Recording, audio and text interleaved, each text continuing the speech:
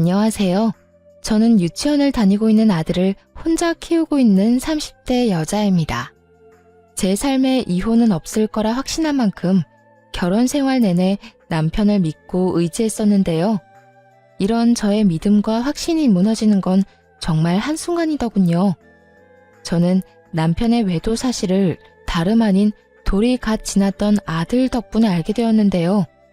경악스러웠던 저의 이혼 이야기 한번 들어보실래요? 저와 남편은 결혼한 지 3년이 지나가던 부부였어요. 남편은 자세하게 밝힐 순 없으나 어쨌든 공무원이었고 전 평범한 회사원이었어요. 결혼 2년이 지나가던 시기에 임신 사실을 알게 되었고 무사히 출산을 해 눈에 넣어도 아프지 않은 아들을 품에 안게 되었어요. 문제는 육아휴직이었어요. 저희 회사에도 물론 육아휴직이란 제도가 있긴 했지만 아무래도 눈치가 보이는 상황이었고 그에 비해 남편은 육아휴직에 대해 너그러운 편이었죠. 그래서 휴직이 곤란한 저를 대신해 남편이 육아휴직을 쓰고 집에서 아들을 보살피기로 했고 전 그런 남편 덕에 회사에 눈치 보지 않고 몸만 회복하고 출근을 하게 되었던 것이었어요. 시댁에서는 이런 상황을 달갑게 여기진 않았는데 우리 가족을 보면 늘 기분 나쁜 말을 하곤 했죠. 남편이 사표를 낸 것도 아니고 그저 육아휴직을 냈을 뿐인데 꼭 저를 위해 회사를 아예 그만둬버린 것처럼 말이죠. 예로부터 남자는 나가서 일을 해야 어깨를 펴고 사는 법인데 무슨 여자가 돈을 벌겠다고 저 유난을 부리는지. 자고로 여자는 집에서 살림이나 해야지 밖으로 나돌면 안 되거늘. 에이 어머님, 요즘 집에서 그냥 쉬는 여자가 몇이나 된다고요. 요즘엔 다들 결혼하고 아기 낳아도 일 다니고 해요. 넌 내 아들 집에 들여앉히고 일 다니니까 내가 이런 말을 하는 거 아니니? 조선천지 어디에 남자가 애 본다고 집에서 있고 아녀자가 밖으로 나돌면서 돈을 번단 말이냐? 어머님, 아범이 아예 사표를 쓴 것도 아니고 육아휴직을 쓴 거라고요. 언제든 복직하고 싶으면 하면 된다고요.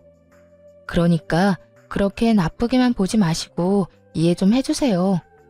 어머님 저 볼 때마다 매번 그렇게 말하니까 저도 어머님 뵐 때마다 마음이 불편하다고요. 네 마음 편해지라고 나는 할 말도 하면 안 되니? 하여튼 이래서 안 되는 거다. 사회생활 좀 한다고 하늘 같은 시어머니한테 말대꾸나 해대고 말이야. 아무리 좋게 설명을 해도 끝은 매번 저 모양이니 저는 말을 섞고 싶지도 않아지더군요. 말이야 바른 말이라고 저라고 아직 엄마 손길이 필요한 아기를 두고 출근을 해야 하는 상황이 마냥 편한 상황은 아니잖아요.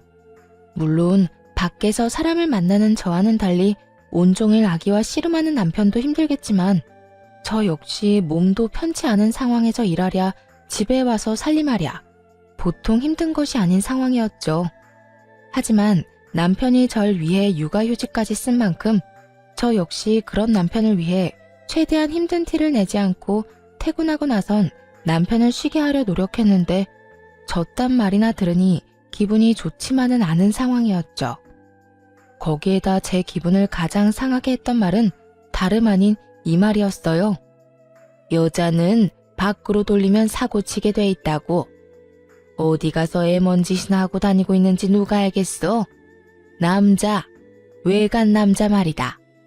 시모는 이미 제가 회사를 다니며 외도나 저지르고 다니는 여자 취급을 해댔고 저는 정말 제 몸에 카메라라도 달아서 제 치열한 하루를 보여주고 싶은 심정이었죠. 남편은 시댁에서 이런 말이 나올 때마다 이런 말을 하곤 했어요. 우리 부모님이 옛날 분들이라서 그래. 특히 엄마 사고방식이 조금 고지식해서 아마 그런 식으로 말씀하시는 걸 거야. 당신이 나가서 정말 그런 짓을 한다고 생각하는 게 아니라 그냥 말만 저렇게 하시는 것뿐이야. 멀쩡한 아들이 집에서 아기 보고 있다는 사실이 속상하셔서 하는 말이지 뭐. 그러니까 당신 너무 속상해하지 마. 마음에 담아두지도 말고 말이야. 제 마음을 달래주려고 하는 말인 걸 알면서도 계속해서 반복되는 말과 상황 앞에서 남편의 위로 섞인 변명을 들리지 않았고 저는 점점 마음이 상해갔어요. 그러던 어느 날 아들이 열감기에 걸려 고열이 나게 되었고 이 소식을 전해 들은 시모가 저에게 전화를 걸어 모든 것을 제 탓으로 돌리며 화를 내기 시작하더군요. 이래서 애는 엄마가 키워야 한다는 거야. 애 엄마라는 게 애는 뒷전이고 밖으로 나다닌다고 바쁘니 애가 감기나 걸리지. 가뜩이나 아픈 아들을 두고 출근하는 것이 마음도 편치 않고 아들과 남편에 대한 미안한 마음 때문에 눈물을 쏟아내고 싶은 심정인데 퇴근하고 집에 돌아오자마자 저딴 소리나 듣고 있으니 그야말로 폭발을 해버리고 말았어요. 어머님은 제 아들이 눈이 간지러워서 눈만 깜빡거려도 제 탓을 하실 건가요? 애들이 크다 보면 아프기도 하고 감기에 걸리면 열도 날 수 있는 일인데 그건 애가 크는 과정인 거지 누가 잘못하고 누가 틀려서 그런 일이 일어난 게 아니잖아요. 자연스럽고 당연한 일인데 왜 그걸 제 탓으로만 돌리세요? 저도요, 회사 다니고 싶어서 다니는 거 아니고요. 회사 다니고 싶은 남편 끌어다 앉힌 것도 아니라고요. 육아휴직을 먼저 내겠다고 말을 꺼낸 사람도 육아휴직을 결정한 사람도 다 남편이니 더는 저한테 이런 식으로 말하지 마세요. 너 이때까지 이렇게 할 말이 많은데 어떻게 참고 살았니? 입이 무거운 건지 속이 엉큼한 건지 알 수가 없구나. 시모는 있는 힘껏 말을 비꼬아대며 비아냥대고 있었고 저 역시 그런 시모에게 지지 않고 제 할 말을 해주었어요. 언젠간 그만하겠지 싶어 이때껏 참았는데 계속 참았다간 아들이 다 커서 장가 갈 때까지도 잘 되면 남편 덕분 뭐 하나라도 잘못되면 제 탓이라고 할 것 같아서 더는 참을 수가 없었네요. 넌 무슨 말을 그렇게 하니? 내가 또 언제 그렇게까지 네 탓만 했다고. 남들이 들으면 크게 오해하겠어. 난 전부 너를 걱정하는 마음의 한 말이었단다. 시모는 제가 한마디도 지지 않고 맞서자 그제야 한 발 물러서며 본인이 언제 그랬냐고 발뺌을 했고 전 그런 시모에게 조금 더 단호하게 경고 아닌 경고를 날려주었습니다. 어머님은 그런 의도가 아니었다고 한들 모든 걸 제 탓이라고 생각하고 절 미워한다고만 생각이 들었어요. 앞으로는 제가 이런 오해를 하지 않도록 어머님께서 조금 더 조심히 해주세요. 저 역시 그렇게 생각하지 않도록 노력할 테니까요. 그러면 들어가세요. 저는 그대로 전화를 끊어버렸고 남편은 그런 제가 심했다고 생각했는지 저에게 이렇게 말하더라고요. 꼭 그렇게까지 말했어야 했어. 엄마도 애가 아프니까 속상해서 하는 말이잖아. 이때까지 잘 참다가 갑자기 왜 그래? 내가 참기만 하면 어머님이 그만했을 것 같아? 아마 모르긴 몰라도 날 한평생 못 살게 굴었을 거라고. 난 절대 그렇게는 못 살아. 내가 무슨 죄를 지었다고 이런 말을 듣고 살아야 해? 당신이 나서서 막아줄 거 아니면 앞으로 아무 말도 하지 말고 지켜나 봐. 제가 이런 식으로 단호하게 말하자 남편도 가만히 있어주더라고요. 남편은 알았던 거죠. 제가 한 번 아니라고 생각하고 화가 나면 말릴 수 없다는 걸 말이죠. 남편은 더는 이 일을 입에 올리는 일은 없었고 시모 역시 여전히 저를 싫어하는 티가 나긴 했지만 모든 것을 제 탓으로 돌리는 태도는 점차 줄어들더군요. 그렇게 1년이라는 시간이 지났고 무사히 아들의 돌잔치를 마치고 난 얼마 뒤였어요.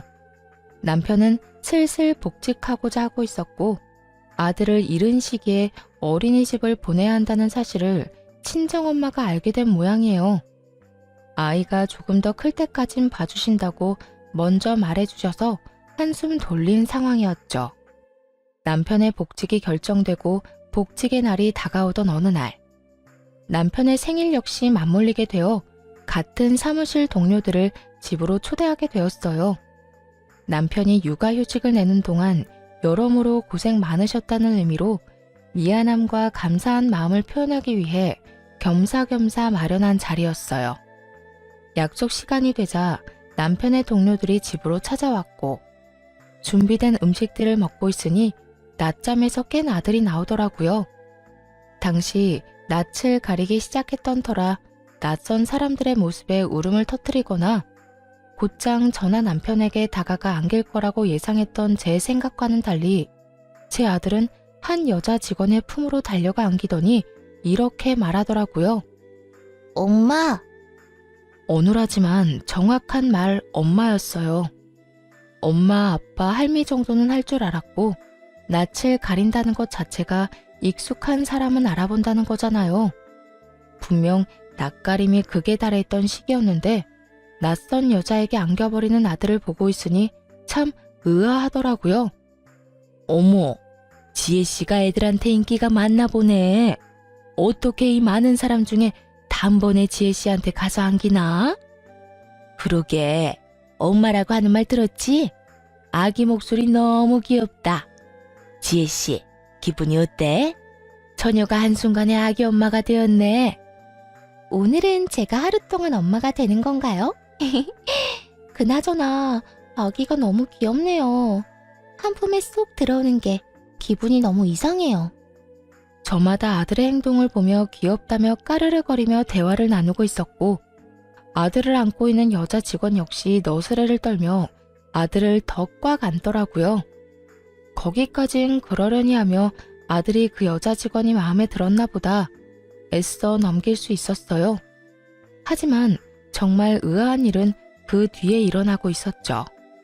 아들은 그 여자 직원의 무릎에 앉아 끊임없이 그 여자 직원에게 엄마라고 하고 있었고 그 여자 직원은 당황하는 기색 하나 없이 아들을 자신의 앞에 앉히고선 익숙하다는 듯 아들을 돌보고 있더라고요.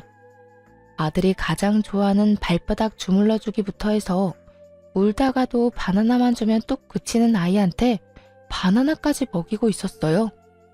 가족이 아니라면 알지 못하는 아들의 특성을 세세하게 잘 알고 있는 여자 직원을 보며 다른 사람은 몰라도 저는 알 수 있었죠. 이 여자 분명 내 남편과 무언가가 있다는 것을 말이죠. 거기에다 그런 제 예상을 뒷받침해주듯 남편은 지나치게 제 눈치를 살피기 시작하더군요. 전 그런 남편을 보며 더욱 제 가설을 확신하게 되었고 표정 관리에 힘쓰며 무사히 식사 자리를 마무리하게 되었습니다. 손님들을 다 보내고 난 후 여전히 제 눈치를 지나치게 살피는 남편을 최대한 아무렇지도 않게 대하고 있었어요. 제 마음엔 99% 정도 그 여자가 그저 직장 동료가 아닐 거란 걸 확신하고 있었지만 혹시나 제가 큰 오해를 하고 있다면 그거 역시 그거대로 많이 곤란한 상황이 될 수 있을 테니까요. 전 표정 관리를 하며 오늘 하루 무사히 잘 넘겨 다행이라는 말을 하며 은근슬쩍 그 여직원 이야기를 꺼냈어요. 그 여자 직원 우리 아들 엄청 잘 봐주더라. 아들도 좋아하고 말이야. 덕분에 편하게 밥도 먹고 수다도 떨었네. 출근하면 고맙다고 해줘. 들어보니까 조카들이 어리다고 하더라고. 그래서 애들도 잘 보고 애들도 잘 따르고 하는가 보더라. 어찌되었든 당신이 오늘 편했다니 다행이다. 나 때문에 당신이 너무 고생하는 거 아닌가 생각했거든. 들어가서 좀 쉬어. 뒷정리는 내가 할게. 아니야, 같이 해. 혼자 언제 다 하려고 그래. 아니야. 내가 다 할 수 있어. 당신은 준비하느라고 정신 없었을 텐데 얼른 들어가서 쉬어. 내가 얼른 끝내고 들어갈게. 그래? 그러면 수고해. 남편은 묻지도 않은 직원의 가족관계까지 설명하며 저를 방으로 밀어넣으려 하더군요. 결국 남편에게 뒷정리를 맡기고 안방으로 들어와 버렸습니다. 아무리 좋게 생각해보려고 해도 의심스러운 정황에 한참을 고민하던 저는 아기가 태어나기 전 충동적으로 구매했던 홈 CCTV 2개를 꺼내들게 되었죠. 무선으로 몰래 숨기기 좋아 보였거든요. 하나는 남편이 거실을 치우는 사이 아기 수납장 맨 위 인형들 사이에 숨겼고 하나는 남편이 자는 사이 거실에 있는 수납장 안에 숨겨두었죠. 아예 신경을 쓰지 않고 보면 아무도 눈치채지 못할 정도로 몇 번이고 확인했고 그렇게 아무 일도 아무것도 모르는 척 일상생활을 잘하고 지냈죠. 어느덧 남편의 복직 일주일 전으로 다가왔지만 그때까진 아무리 CCTV를 살펴봐도 그 어떠한 의심스러운 장면이 없더라고요. 의심스럽기는커녕 아들을 보느라 고생인 남편을 보는데 안쓰러운 마음마저 들었어요. 남편은 긴 시간 외출하는 일이 거의 없었고 해봤자 아이와 함께 잠시 단지 내에 산책하러 간다거나 아이와 외출 시간이 길다 싶으면 함께 장을 봐서 오는 듯 양손 가득 먹거리를 사들고 들어오더라고요. 그런 남편의 생활을 지켜보고 있자니 괜한 사람을 오해한 것 같아 죄책감마저 느껴지더라고요. 그런 생각이 드니 이 모든 것이 무슨 짓인가 하는 생각이 들며 집에 숨겨왔던 CCTV를 치워야겠다고 마음먹은 어느 날이었어요. 그날은 의도치 않은 야근이 생겨 저녁 10시가 넘어가도록 퇴근을 못하던 날이었어요. 남편에겐 야근 때문에 많이 늦을 것 같다고 말해놓고 아이가 잘 있는지 틈틈이 휴대폰으로 챙겨보고 있었죠. 그런데 그날따라 남편의 행동이 수상하더라고요. 평소엔 편한 차림으로 집에서 지내던 사람인데 그날따라 옷을 신경 쓴다 싶더니 이곳저곳 다니며 탈취제를 뿌리질 않나. 또 심지어는 손도 대지 않던 화장실 청소까지 하기 시작하더군요. 이불을 터는 모습이 보이기도 했고요. 정말 이상하다는 생각이 들던 그때 저녁 7시쯤 집에 누군가 찾아온 듯 했고 그 누군가는 저의 예상대로 그 여자였어요. 두 사람은 제가 없는 제 집에서 마치 신혼부부라도 되는 양 행복한 시간을 보내기 시작하더라고요. 그러면서 나누는 두 사람의 대화에 손이 벌벌 떨리더군요. 자기야, 왜 이렇게 오랜만에 왔어?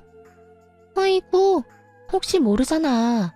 일도 바쁘기도 했고 그날 주원이가 나한테 엄마라고 하면서 내 무릎에 앉는데 내가 태어난 척했지만 정말 깜짝 놀랐다니까. 자기 부인은 아무 말도 안 했어? 내가 말했잖아. 그 여자 눈치가 진짜 없다고. 그날도 무사히 잘 넘겼다고. 자기 덕분에 밥 편하게 먹었다고 오히려 고마워하더라니까. 그나저나 나도 깜짝 놀랐지 뭐야. 엄마라고 하라고 시키긴 했지만 집사람 앞에서도 자기한테 엄마라고 할 줄은 전혀 몰랐잖아. 남편은 아들의 머리카락을 쓰다듬으며 상간녀를 보고 웃고 있었고 상간녀 역시 남편과 눈을 마주하며 웃는가 싶더니 아들을 끌어안고 경악스러운 말을 하기 시작했어요. 그러니까 우리 주원이가 참 똑똑하다니까. 주원아, 엄마 해봐. 엄마. 그래 주원아, 지금부터 익혀둬. 네 엄마가 될 수도 있으니까 말이야. 남편과 상간녀는 제 아들을 붙잡고 엄마라고 말하라며 시키고 있었고 아직 아무것도 모르는 아들은 그저 맑게 웃고 있더라고요. 그 모습을 보는데 정말 눈이 돌아버릴 것만 같은 기분이었어요. 그게 끝이 아니에요. 상간녀는 옷방으로 들어가 편한 옷까지 갈아입고 나와선 집 주인인 척 행세를 하는데 정말 집으로 당장 뛰어가고 싶은 심정이었어요. 그 모든 장면을 보는데 왜 제 아들이 상간녀에게 엄마라고 부르며 살갑게 굴었는지 알 것만 같더라고요. 기특하고 똑똑하다며 아들에게 관심을 주는 것도 잠시. 둘만의 시간을 보내기 시작하자 아들은 방에서 혼자 놀고 있으라며 뒷전이 되어버렸고 두 사람은 그저 세상에 둘만 남은 사람처럼 시간을 보내더군요. 그런데 자기야, 자기 정말 이혼할 거야? 너? 자기가 원하면 이혼이든 뭐든 다 할 수 있지. 자기는 내가 이혼하고 자기랑 살았으면 좋겠어? 나야 그러면 좋지. 이혼을 하더라도 최대한 조용하게 잡음 없이 해야 해. 당신 부인이 알면 위자료는 둘째치고 우리 일에도 지장이 생길 수도 있다고. 그래, 나도 알아. 그런데 집사람은 걱정도 하지 마. 지금쯤 아무것도 모르고 열심히 일만 하고 있을 테니까 말이야. 어쨌든 나도 조용히 빠르게 이혼할 수 있는 방법을 찾고 있으니까 조금만 더 기다려줘. 당연하지. 언제까지든 기다릴 테니 이혼하고 오기나 해. 두 사람은 제가 모든 것을 듣고 보고 있다는 사실은 상상치도 못한 채 저와의 이혼을 계획하고 있었고 그 모습을 보는 저는 분노로 몸이 다 떨려왔어요. 그렇게 전 모든 상황들을 보며 이혼을 결심하게 되었고 아들을 뺏기지 않고 보호하고자 계획을 세우게 되었죠. 들어보니 남편은 아들을 본인이 키우고 싶어 하는 것 같았고, 상간녀는 그런 남편의 말에 동의하는 척은 하지만 진심은 그게 아닌 듯 했습니다. 남편이 잠시 화장실을 가거나 하면 다가오는 아들을 밀어내기 바빴으니까요. 모든 증거를 확보한 저는 회사를 며칠 쉬기로 하고 변호사를 만나며 이혼을 준비하기 시작했어요. 남편의 외도로 비롯된 이혼이기도 하고 상간녀의 행동, 남편이 아들이 있는 장소에서 외도를 저지른 점, 거기에다 두 사람의 시간을 보내느라 우는 아들을 그냥 방치한 점 등 여러 가지 증거로 볼 때 양육권은 제가 가지고 올 확률이 거의 확실하다고 했지만 더 확실하게 양육권을 가져올 증거가 필요했어요. 그래서 남편을 시댁으로 불렀고 시댁에서 확실하게 제 양육권을 확보하기로 했죠. 아들을 친정에 맡기고 온 남편이 시댁으로 들어왔고 전 남편 놈이 들어오자마자 남편의 싸대기를 시원하게 날려버렸죠. 순식간에 일어난 일에 남편과 시모는 멍하니 보고만 있었고 시모는 목덜미를 잡고 개거품을 물고 있더라고요. 너 이게 무슨 짓이야? 감히 내 앞에서 누구 얼굴에 손을 대는 게야? 네가 정녕 미친 거야? 어머님, 미친 사람은 내가 아니라 이 사람이에요.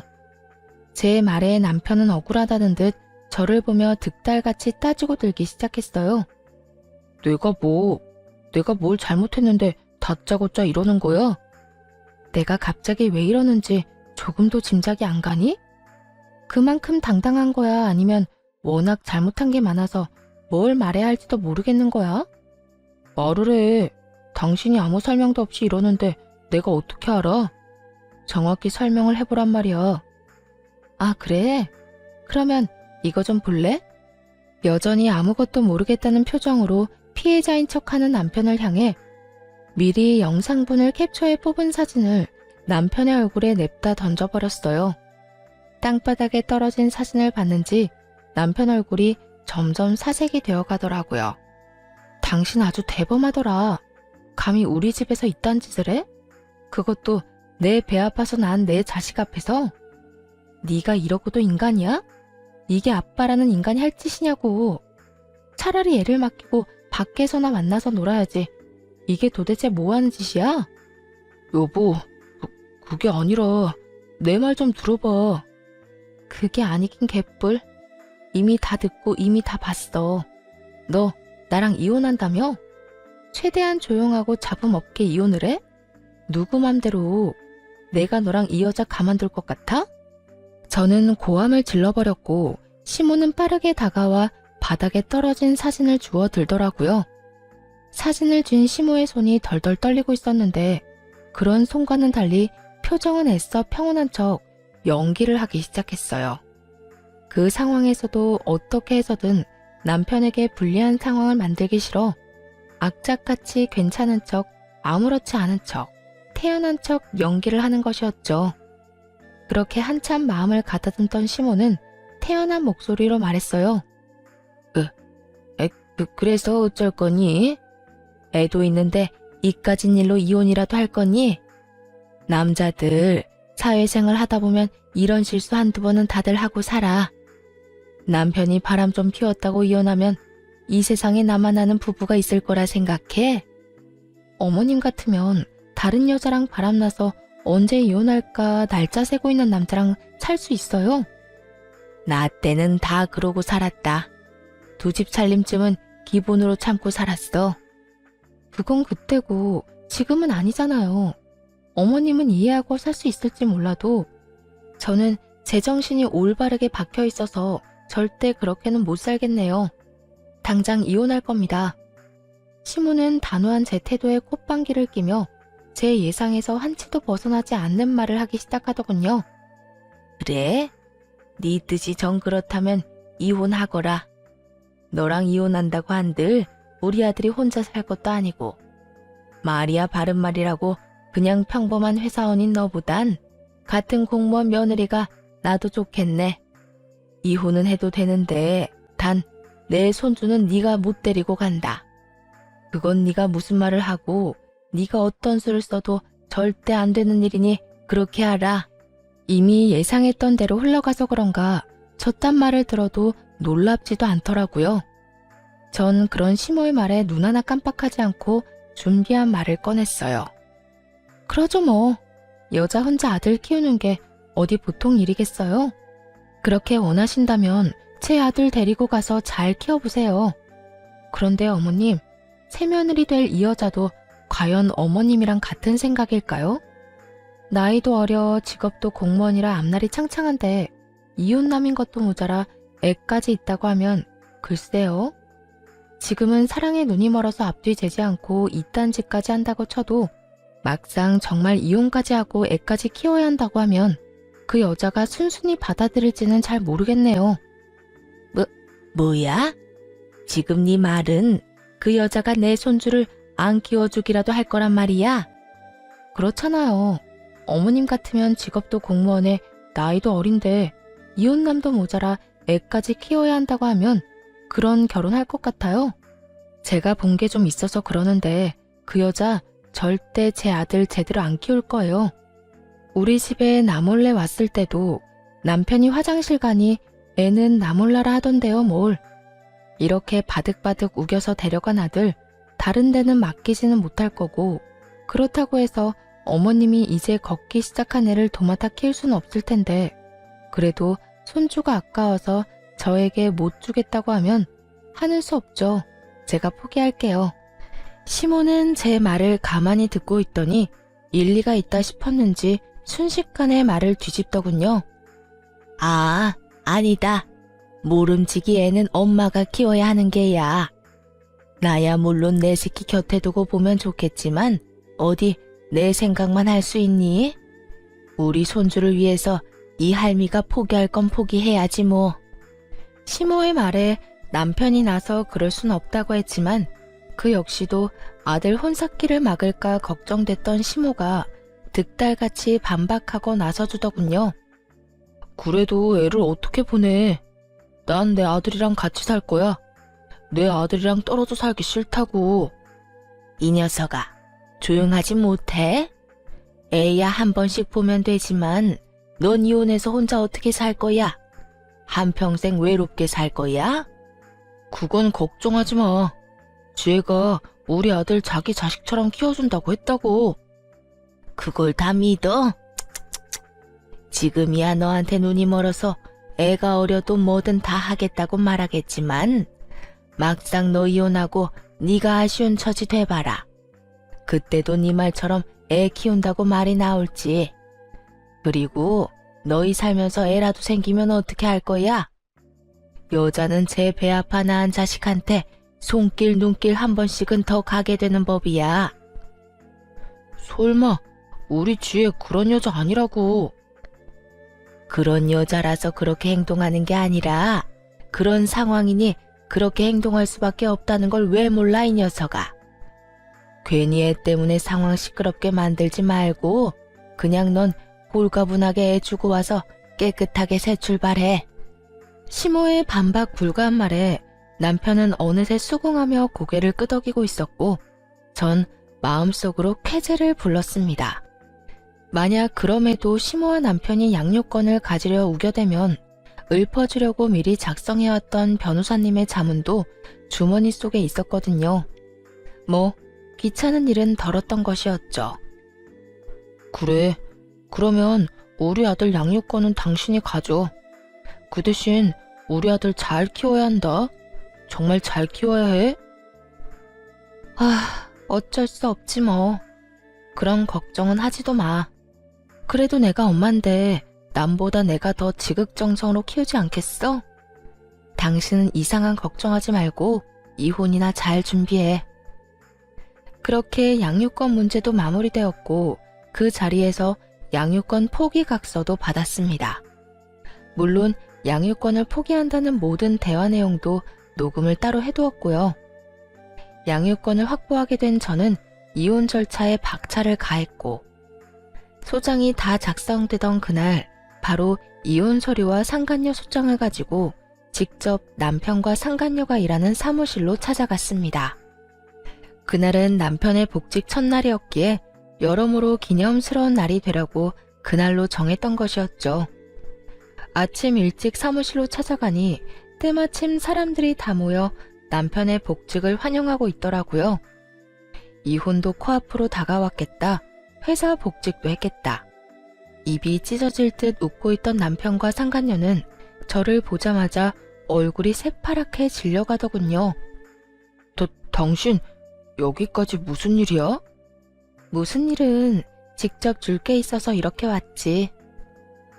이렇게 말한 저는 손에 들린 서류 봉투를 흔들었고 남편은 어떤 것임을 짐작했는지 저를 끌고 나가려고 안간 힘을 쓰더라고요. 이렇게 쉽게 끌려나가려고 그 아침 대바람부터 찾아온 것이 아니었잖아요. 전 초인적인 힘을 발휘해 남편을 뿌리치곤 남편의 얼굴엔 이혼 서류를, 상간녀의 손엔 상간녀 소장을 쥐어줬어요. 이건 당신 거고 이건 그쪽 거. 보면 알겠지만 당신한테 준 건 이혼 서류고 그쪽한테 준 건 상간녀 소장이야. 제 입에서 상간녀라는 단어가 나오자 사무실엔 정적이 흐르고 모두가 놀란 토끼 눈을 하며 남편과 상간녀를 번갈아 보더군요. 상간녀는 이런 와중에도 발뺌하기 바쁘더라고요. 이걸 왜 날 줘요? 사람 착각한 것 같은데 저 이런 거 받을 이유가 없다고요. 받을 이유가 없어? 그럼 내가 받을 이유를 여기서 한번 읊어줄까? 너 나 회사 출근하면 우리 집에 들락날락했던 거 내가 모를 줄 알아? 내 남편한테 이야기 못 들었니? 내가 다 알았다는 거. 아니면 이야기는 다 들었지만 내가 이렇게까지 나올 줄은 몰랐던 거야? 그래서 이렇게 말도 안 되는 발뺌질을 하는 거야? 발뺌해도 소용없어. 증거는 엄청나고 상간녀 소송 진행되면 어차피 다 알게 돼 있으니까 발뺌 그만하지? 저는 정말 아니라니까요. 전 정말 상간녀 이런 거 아니라고요. 아니긴 개뿔. 여기 내 남편이랑 바람난 여자가 너 말고 또 있어?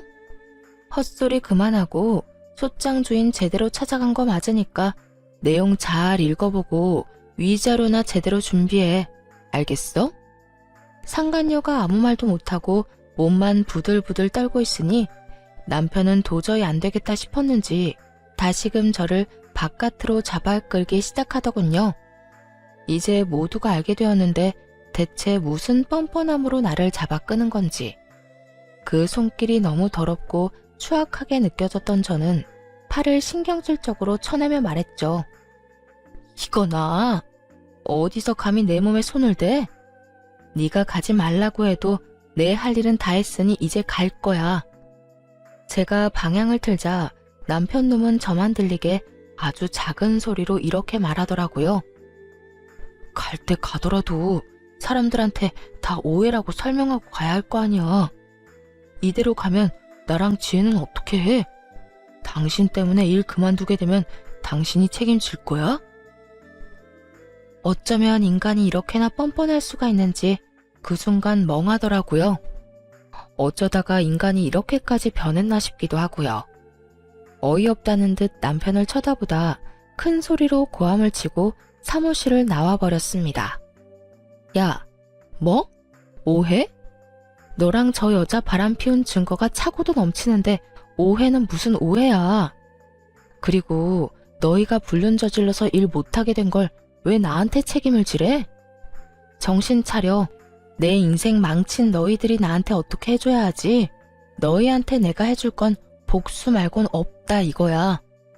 할 일을 무사히 마친 저는 집으로 돌아와 버렸고 그 후 본격적인 이혼이 진행되었어요. 저는 두 사람 모두에게 위자료를 받게 되었고 양육권 재산 분할까지 제가 원하는 대로 이혼을 마쳤죠. 전 남편과 상간녀는 불륜 사이가 기정사실화되었고 당연히 내부 징계를 통해 힘들게 공부해서 된 공무원이란 직업을 그만두게 되었죠. 그렇게 직업만큼은 지키고 싶어 하더니 제 계획대로 다 이루어져서 얼마나 기뻤는지 모릅니다. 재판을 통해 이혼이 확정되는 날 전 남편과 상간녀가 백수신세가 되었단 걸 알았는지 시모에게 전화가 와 온갖 악담을 퍼부어대더군요. 네가 그러고도 사람이야? 그냥 조용히 이혼이나 하면 되지 거길 왜 찾아가서 우리 귀한 애들 백수로 만들고 난리야? 너 어떻게 책임질 거야? 우리 아들이 몇 년을 공부해서 어떻게 된 공무원인데? 네가 다 책임져. 네가 다 책임지라고. 내 진짜 개념 없는 아줌마인 건 알고 있었지만 이 정도인 줄은 몰랐네. 잘못을 했으니 그 모양 그 꼴이 된 걸 왜 나한테 책임지래요? 공무원이나 되는 양반이 불륜 저지르고 조강지쳐 버릴 생각이나 하니까 그 모양 그 꼴이 된 거라고요. 너 지금 말 다 했니? 개념이 없어? 개념은 네가 없겠지. 양육권도 넘겨줬으며 고맙다 하고 조용히 이혼해주면 다 좋았을 일을 이렇게까지 일을 키워서 내 아들 앞일까지 망쳤어야 했어? 시모는 본인이 한 말이 기억도 나지 않는 것인지 양육권을 저에게 인심 써서 넘겨줬다는 듯 말하더군요. 그 어미의 그 자식이라더니 두 사람 다 한 채의 틀림도 없이 정신을 못 차리고 말이죠. 말은 똑바로 하세요. 양육권을 준 게 아니라 혹시나 그 귀한 아들 재혼하는데 걸림돌이 될까봐 떠넘겨버린 거 누가 모를 줄 알아요? 떠넘기긴 누가 떠넘겼다고 그래? 내가 그때도 말했다시피 애는 엄마가 키우는 게 맞으니까 마음이 아파도 보낸 거였다. 어디 그 말만 했나요? 애는 홀가분하게 엄마 줘버리고 깨끗하게 새 출발하고도 했잖아요. 그 말이 네 발목 잡기 전에 보내라는 말이랑 뭐가 다른가요? 이거 봐라. 네가 이렇게 말꼬리를 물고 늘어지니 내 아들이 바람이 난 게지. 남자가 나가서 바람 피우는 데는 다 여자 때문이지 무슨 이유가 있겠니? 그러니까 너도 내 아들 욕하고 다니지 말고 네 반성이나 하면서 살아. 내가 진짜 이렇게까지 안 하려고 했는데 하는 꼴 보니 더는 못 참겠네. 이보세요 아줌마. 아줌마가 그따위로 아들을 키우니까 그 모양 그 꼴이 된 거라고요. 그리고 내 입으로 내가 무슨 말을 하고 다니든 아줌마가 무슨 상관이에요? 나한테 신경 끄고 아들하고 새로운 며느리한테나 신경 쓰고 살라고요. 그리고 그렇게 금쪽 같은 아들한테 말 좀 전해줄래요? 백수가 되었든 말든 재혼을 하든 말든 난 관심 없는데 양육비나 똑바로 잘 보내라고. 그러면 끊을게요.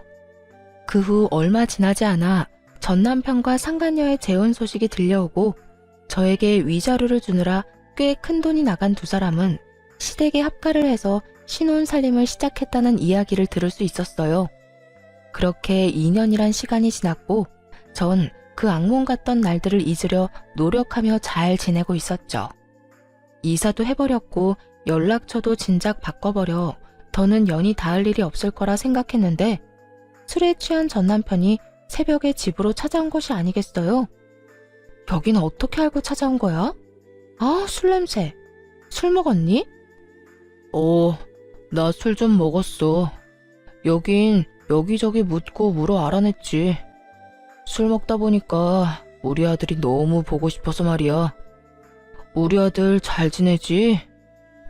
술에 취한 전 남편은 아들 타령을 하며 집으로 들어오려고 했고 얼른 그런 전 남편을 밀쳐내버렸어요. 양육비는 고작 6개월 주고 잠수를 타버린 놈이 어디서 감히 아들을 입에 올리는 것인지 아직도 정신 못 차렸구나 싶더라고요. 집으로 들어오려다 제지를 당한 전 남편은 현관문에 기대더니 갑자기 하소연을 하기 시작하더군요.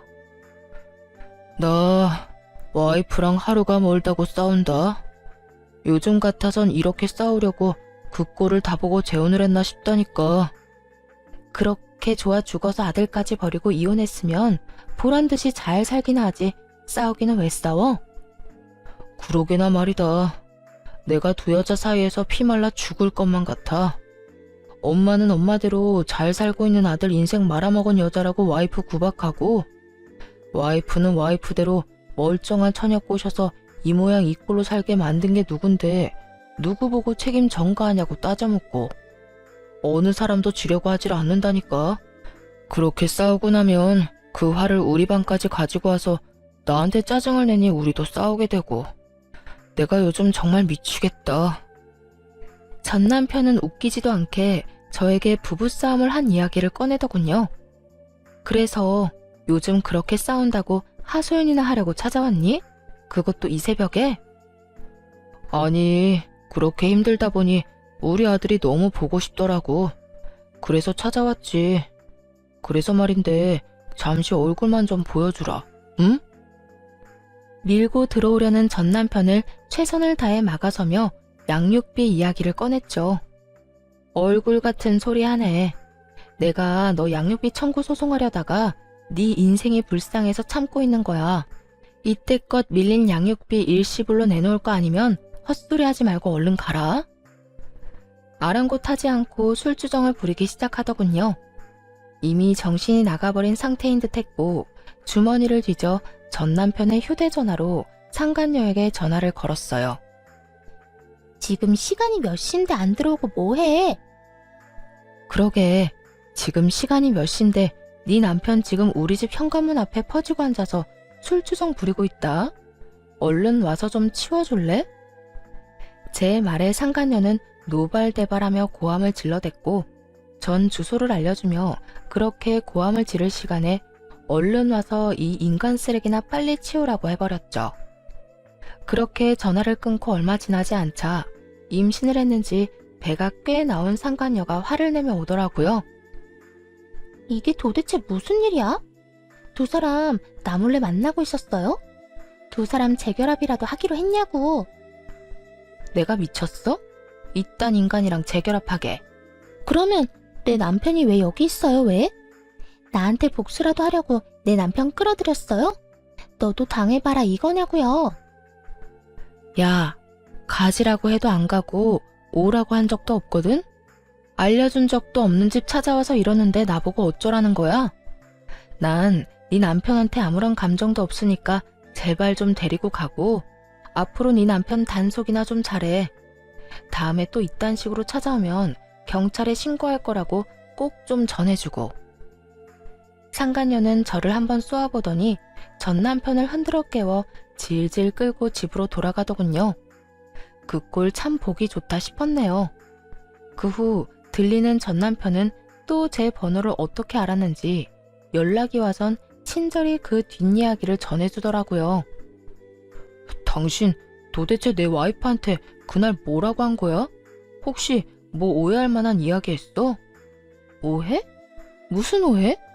너랑 나 사이에 남은 오해라도 있니? 난 그저 네 남편 술 많이 취해서 이러고 있으니 데리고 가라고 했을 뿐이야. 아, 나한테 개거품 물길래 남편 단속이나 잘해라고도 했네. 별 말도 안 했는데 내 와이프는 왜 그러는 거야? 당신하고 나하고 다시 만나는 게 분명하다면서 흥신소에 의뢰를 해서라도 증거 잡아낼 거라고 난리를 부리는데 나 정말 미치겠다고.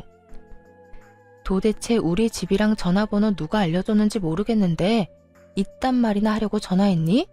술도 다 깬 것 같으니까 다시 한번 말할게. 너 나한테 연락하고 찾아오려거든 밀린 양육비 다 내놔. 양육비는 꼴랑 6개월 주고 입 닦아놓고선 어디서 양심도 없이 연락질이야? 네 부인이랑 싸우든 말든 난 관심도 없으니까 찾아오지도 말고 연락도 하지 마. 한 번만 더 연락하거나 찾아오잖아? 경찰에 신고는 물론이고 바로 양육비 청구 소송 들어갈 테니까 그렇게 알아. 전 전화를 끊어버리고 차단을 해버렸고 그 후 다른 소식이 들려오더군요.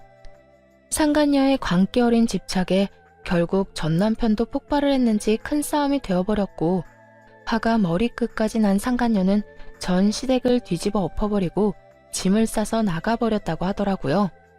전 시모는 그 모습을 보곤 목덜미를 잡고 뒤로 넘어가 버렸고 세상에 다시 없을 사랑이라고 자부하던 두 사람은 이혼을 하게 되었다고 합니다.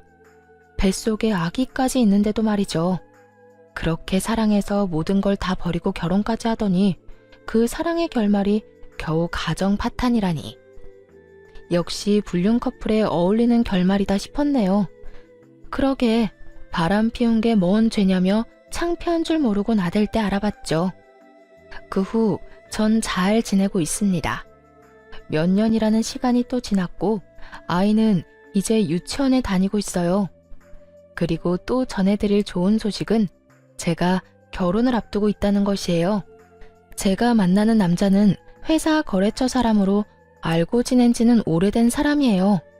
이혼을 하고 3년 뒤쯤엔가 우연찮은 계기로 밥을 함께 먹게 되었고 이런저런 이야기를 나누다 가까워졌죠. 처음엔 그저 친구처럼 지냈는데 어느 날 갑자기 예비 남편이 고백을 해오더라고요. 저 사실은 오래전부터 관심이 있었어요. 그게 이혼하고 난 뒤부터 말이에요. 상황이 상황인지라 천천히 다가가려고 했는데 마음이 자꾸 급해져서 안 되겠어요. 우리 지금처럼 친구같이 만나는 거 말고 좀 더 가까운 사이로 지내면 안 될까요? 이 고백을 듣는데 제 인생에는 다시 없을 거라 생각했던 설렘이 느껴지더라고요. 그래도 애까지 있는 돌싱녀에겐 너무 아까운 사람이라는 생각에 그저 안 된다고 밀어냈는데 그런 저를 끝까지 잡아주더라고요. 그렇게 저는 예비 남편의 마음을 받아주게 되었고 결혼까지 앞두고 있네요. 배려심도 깊고 무엇보다 제 아들을 친자식처럼 아끼고 사랑해주는 제 예비 남편에겐 남다른 아픔이 있는데요. 그건 바로 부모님이 일찍 돌아가셨다는 것이에요.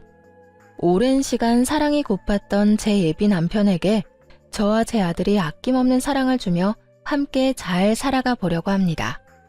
어렵게 시작한 관계이고 힘들게 마음먹은 재혼인 만큼 더 신중하고 더 최선을 다해 살아보려고요. 다들 응원해 주실 거죠?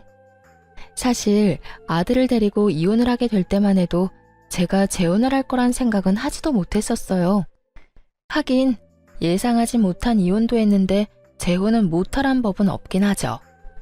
어쨌든 이혼할 때까지만 해도 여자로서의 제 삶은 끝이 났고 오로지 엄마로서의 삶만 남았다고 생각했는데 그건 또 아니더라고요. 그렇다고 해서 이혼을 하고 난 후 아들과 살던 시절이 행복하지 않았던 건 아니었지만 새 사람이 되고 나니 그 행복은 배가 되어 돌아왔어요. 제가 이런 말을 하는 이유는 바로 저와 비슷한 상황에 계신 분들 때문인데요. 아이가 있기 때문에 한 번의 실패 때문에 등등 많은 이유로 새 출발을 생각도 하지 않는 분들이 많더라고요. 그런 분들께 말씀드리고 싶어요. 자녀분을 홀로 양육하고 있다는 건 그만큼 사랑이 넘치고 책임감이 있다는 뜻이고 이혼을 했다는 건 손가락질 받거나 욕먹을 일이 아니란 것이에요. 아무 잘못도 없는 우리가 한 발 내디뎌 행복해야 하는 건 당연한 거 아닐까요? 다들 행복하세요. 제가 응원할게요. 긴 사연 함께 해주신 분들 감사합니다.